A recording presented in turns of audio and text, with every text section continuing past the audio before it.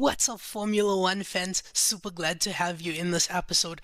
This past weekend marked the Red Bull Showrun out in Johannesburg, and I must say it was a fantastic event. There was an attendance of 25,000 people, and for those 25,000 people, it was probably the first time that they actually got to see a Formula One car in person, live, hear the sounds of it, experience the speed and everything.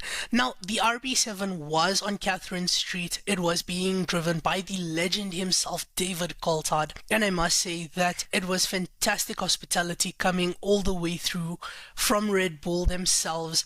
And yeah, we had some fantastic acts going ahead together with the RB7 on the track. We had Ariska Beza on his KTM stunt bike, where he was performing unbelievable tricks, doing some amazing stunts for everyone, keeping that bike on one wheel for most of the time, or standing on the bike and keeping it on two wheels. We also had then South Africa's very first, or Red Bull's very first signing, which is Sam. He is a spinner, and that is fantastic. It's Red Bull's very first spinner that they have ever signed. Together with Sam, he was joined by Kayla, Sunesh, and Faiki in their cars. We then also had some drifters out here, all the way from Germany. Elias Hotunji was there with his car, which was powered by a NASCAR engine. And then we also had Chris Long all the way from Cape Town in South Africa with his car that was Norse powered, and both of them showed fantastic skill. It was unbelievable seeing these cars drift on a straight street, keeping those cars at angles, doing donuts. Yeah, unbelievable skill from all of them. And then the highlight was, of course, again, the RB7 by David Coulthard. David Coulthard also, together with the other drivers and stunt people, were all in attendance at the press conference that we had earlier in the day. Got some fantastic footage, got some fantastic information out of them. David Coulthard himself says that he feels that Formula One, or South Africa, is ready to host Formula One. The opportunity to talk with Gaten out at the racetrack.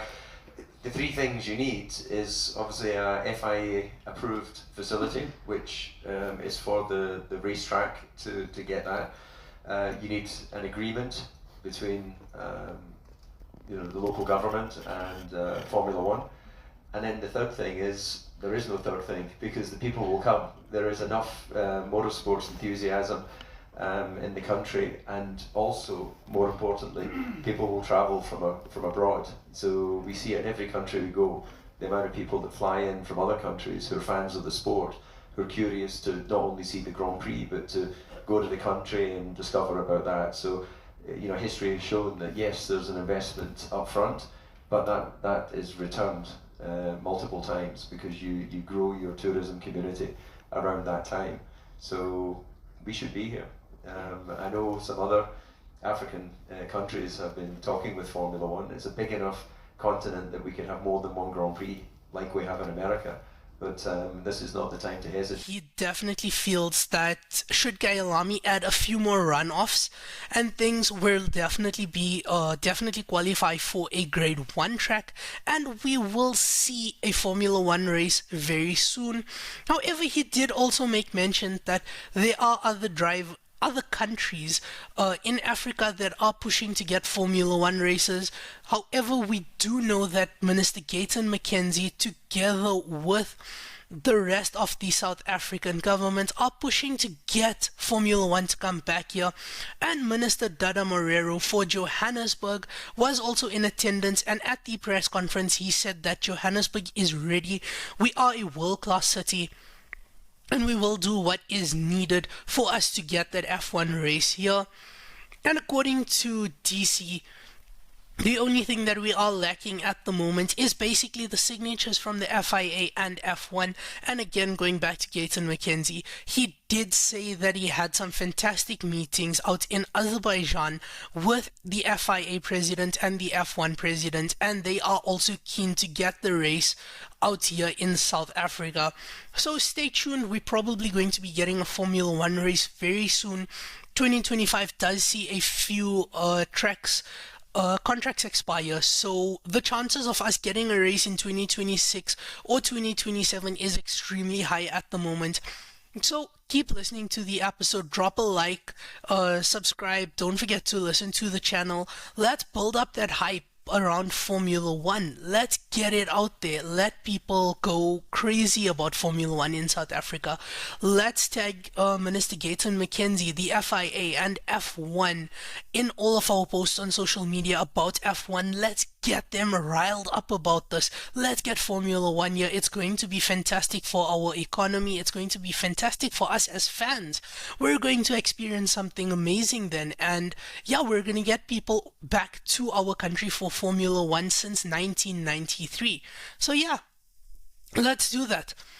Now, I have some videos playing throughout the channel. It was a struggle for me to get some videos off the RB7 as the car is extremely fast, and when it zips past you before you can take pictures or get a full video to follow the car, it's crazy, which I mean, I have massive appreciation now for the videographers, the cinematographers that are on scene all the time at the races covering Formula One, for us to be able to watch it with such spectacular quality on our TVs at home.